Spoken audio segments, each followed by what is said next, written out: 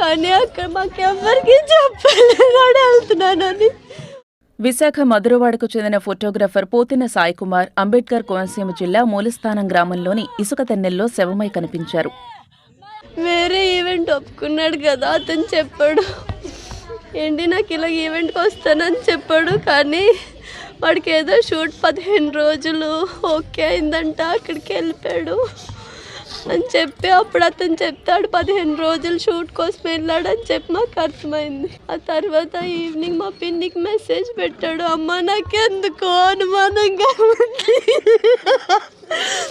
ఈ car photo పెట్టాడు, phone number పెట్టాడు, నాకు అనుమానంగా ఉందమ్మా, ఏం అవ్వకపోతే నా ఫోన్ అవ్వకపోతే ఈ నెంబర్కి ఫోన్ చేయండి అని అన్నాడు. కానీ మేము ఫోన్ అవ్వకపోతే అన్నాడు కదా అని మేము నైట్ ఏం చేయలేదు.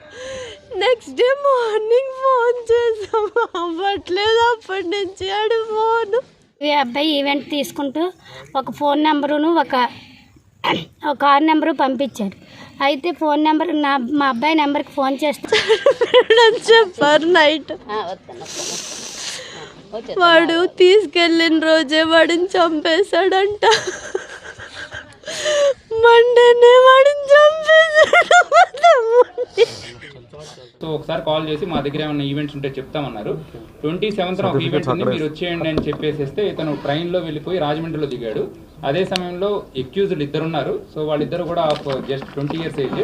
వాళ్ళిద్దరూ కూడా అతన్ని కారులో తీసుకొని వెళ్ళి నైట్ ఒక ప్లేస్లో, రాజమండ్రి దగ్గర ఒక ప్లేస్లో తనకి బీర్ తాగించేసేసి, సో ఒక బెల్ట్తో స్ట్రాంగులేషన్ చేసి చంపేసేసి ఆలమూరు దగ్గరలోనే ఇసుక తిన్నెల్లో పూడ్చిపెట్టేసేసి తనది అక్కడ అంటే పూడ్చిపెట్టేయడం జరిగింది. సో నిన్న ఆ ఇద్దరు ఎక్యూజ్ను కూడా మనం అరెస్ట్ చేశాము. అండ్ ఎక్కడైతే డెడ్ బాడీ ఉందో దాన్ని కూడా మనం ఫైండ్ అవుట్ చేసాం.